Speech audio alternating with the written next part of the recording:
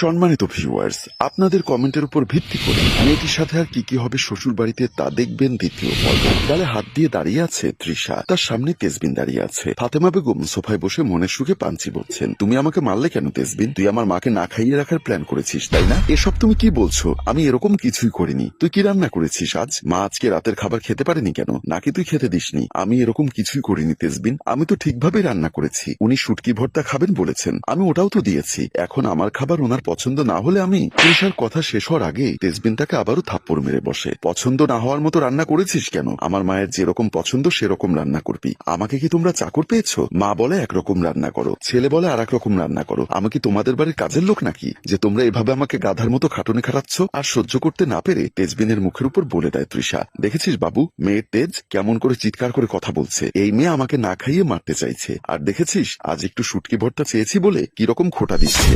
এই তোর এত সমস্যা কেন হয়? আমার মা আমার টাকায় খাচ্ছে, তোর এতে এত সমস্যা কেন? চুলের মুঠি ধরে আবারও বলল, চাকরি করিস বলে তোর এত দিমাগ তাই না? চাইলেই কিন্তু আমি এখন তোর পা ভেঙে ঘরে বসিয়ে রাখতে পারি, তারপর চাকরি করার শখ একদম বেরিয়ে যাবে। তৃষা তেজবিনের হাতটা নিজের চুল থেকে ছাড়িয়ে নেয়। আমার কোনো সমস্যা নেই, আর না আমি চাকরির দিমাগ দেখাচ্ছি। প্রয়োজন না হলে আমি চাকরিটা করতাম না। আর তোমরা কি ভেবেছো আমি বুঝি না আমার চাকরি করা নিয়ে তোমাদের যত সমস্যা? কিন্তু হাজার চেষ্টা করলেও আমি চাকরি ছাড়বো না বলে তৃষা রেগে নিজের রুমে চলে আসে। মাটিতে একটা কাঁথা বিছিয়ে শুয়ে পড়ে তৃষা। এটাই প্রথম নয়, এর আগেও তাদের মধ্যে অনেক অশান্তি হলে তৃষা নিচেই শোয়। মাঝরাতে তেজবিন তৃষাকে নিচে এই অবস্থায় শুতে দেখে তেজবিন নিচে এসে তৃষাকে কাছে টানতে চাইলে তৃষা তাকে ঠেলে সরিয়ে দেয়। এতে তেজবিনও রেগে দূরে সরে যায়। আজ শুক্রবার, দুজনেরই অফ ডে। তেজবিন ঘুমিয়ে আছে। হঠাৎ আলো দেখে ঘুম ভেঙে যায়। রাগে তৃষাকে ডাক দেয়, তৃষা, এই তৃষা। তেজবিনের চিৎকার শুনে তৃষা তাড়াতাড়ি রান্নাঘর থেকে রুমে আসে। কি হয়েছে দেখছো না আমি ঘুমোচ্ছি? জানালার পর্দাটা টেনে দাও, একটু আক্কেল জ্ঞান নেই? তৃষা পর্দাটা টেনে দিয়ে আবারও রান্নাঘরে চলে যায়। এরই মধ্যে ফাতেমা বেগম বাহির থেকে হেঁটে চলে এসেছে। তিনি সোফায় বসে তৃষাকে গলা ছেড়ে ডাকতে থাকেন,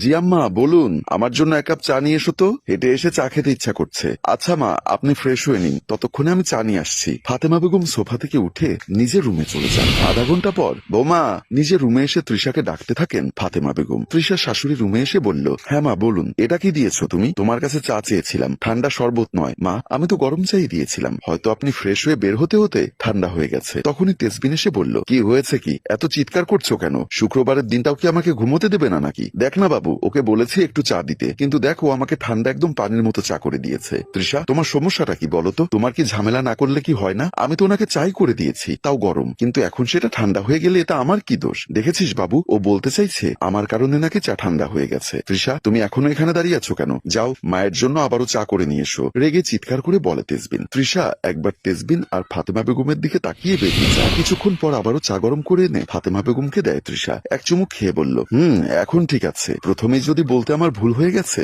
আমাকে দিন, আমি আবারও গরম করে নিয়ে আসছি, তাহলে তেজবিন থেকে এত কথা শুনতে হতো না। এখন আর আমার সামনে সঙ্গের মতো দাঁড়িয়ে না থেকে রান্নাঘরে যাও তো। তৃষা একটা নিঃশ্বাস ফেলে রান্না করতে চলে যায়। রান্নাঘরে গিয়ে ভাবছে, সে জানে ফাতেমা বেগম এসব ইচ্ছা করেই করেন। খাবার ভালো হলেও উনি এটা ওটা খুঁত বের করেন, আর তেজবিনকে উল্টাপাল্টা নালিশ করেন তৃষার বিরুদ্ধে, যা শুনে তেজবিন ও তৃষার সাথে খারাপ ব্যবহার করে। তবে এমনটাও না যে ফাতেমা বেগমের কথা শুনেই শুধু তেজবিন তৃষার সাথে খারাপ ব্যবহার করে। মাঝে মধ্যে অকারণেও তেজবিন তৃষার সাথে খারাপ ব্যবহার করে থাকে। তবে সবসময় তৃষা প্রতিবাদ করে না, আবার চুপও থাকে না। যেখানে প্রয়োজন সেখানে সে প্রতিবাদ করে, নয়তো চুপ থাকে। দুপুরের খাবার খেয়ে কিছুক্ষণ আগে শুয়েছে তৃষা, চোখে ঘুম এসেছে। সেই মুহূর্তেই বেল বেজে ওঠে। বিরক্তিতে তৃষার চোখ মুখ কুঁচকে যায়। বিছানা ছেড়ে তৃষা দরজা খুলতে চলে যায়। দরজা খুলতেই দেখে দরজার ওপাশে দাঁড়িয়ে আছে তৃষার ননদ ফারজু। 2 বছর হয়েছে ননদের বিয়ে, বাড়িতে ঘন ঘন বেড়াতে আসে। ননদকে দেখে তৃষার মনে মনে বিরক্ত লাগলেও সে হাসি মুখে তাদের দিকে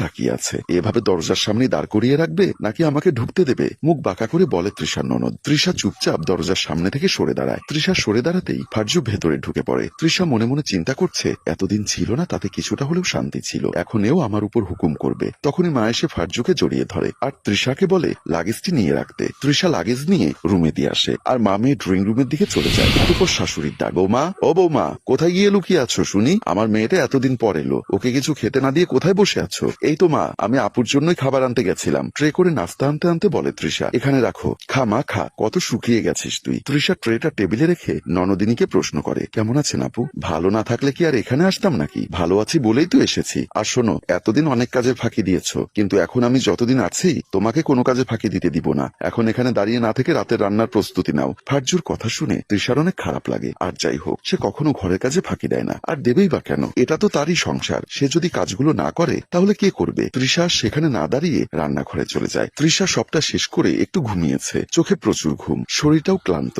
সে ঘুমের ঘরে স্বপ্ন দেখছে, তার ভেতরে তৃষা বলছে, তুমি কেন সব সহ্য করে এখানে পড়ে আছো? যদি এভাবে চলতে থাকো তাহলে তুমি অসুস্থ হয়ে যাবে, শরীর কাজ করবে না এক সময়। তাই বলছি, নিজের সাথে হওয়া অন্যায়ের প্রতিবাদ করো, সাহসী হও, দেখবে সবটা ঠিক হয়ে যাবে। তখনই তৃষার ঘুম ভাঙে, আর সে ঘেমে একাকার। সে যা দেখেছে সে কি তা করবে? যদি প্রতিবাদ করতে গিয়ে সংসারে অশান্তি সৃষ্টি হয় তখন সে কই যাবে? এত সব ভাবনা তাকে যেন কুড়ে কুড়ে খাচ্ছে। আর এখানে মেয়েটির অনিশ্চিত সংসারে হাল ধরা দেখিয়ে আমাদের গল্প শেষ হয়। সম্মানিত ভিউয়ার্স, একটা মেয়ে আসলে শ্বশুর বাড়িতে বড় নিরুপায় যদি স্বামী তার পাশে না থাকে। মেয়েটি যে কষ্ট সহ্য করে সংসারে টিকে থাকতে পারে সে কামনায় আমরা মিউজিক প্লাস টিম। গল্পটির ভাবনা ও পরিচালনায় হাশেম রাজু, চিত্রগ্রহণ শিহাব ও শাকিল, প্রযোজনায় মঞ্জুর মোর্শেদ মিউজিক প্লাস। গল্পটি ভালো লাগলে লাইক, কমেন্ট ও শেয়ার করে দিন। ধন্যবাদ।